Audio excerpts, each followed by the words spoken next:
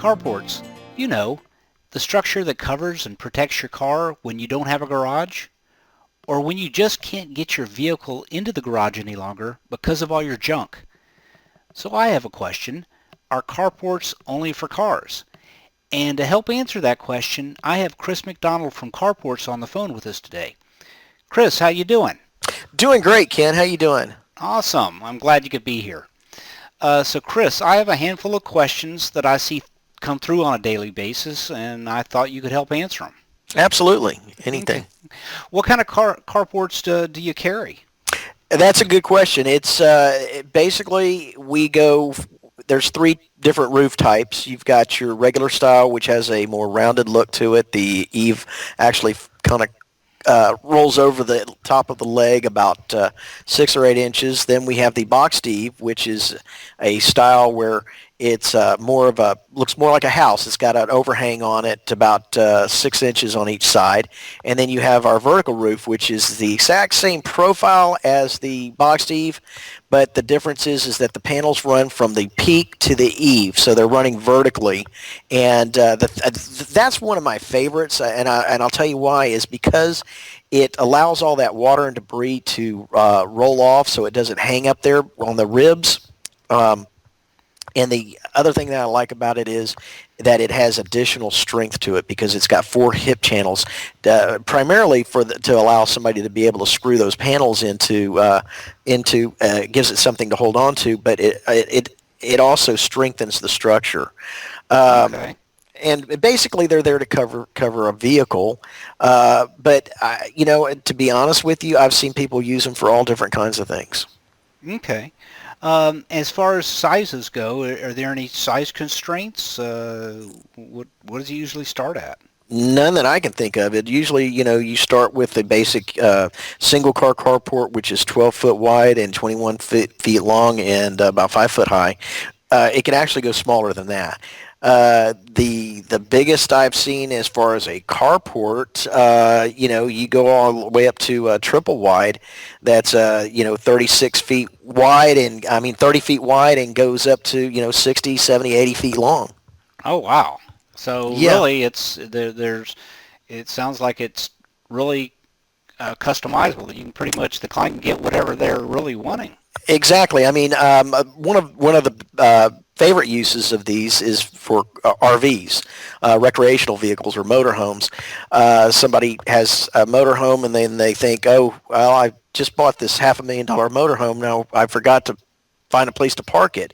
So they call me up and we'll set them up with something that's 12 foot high at the leg, which covers virtually every motorhome on the road today.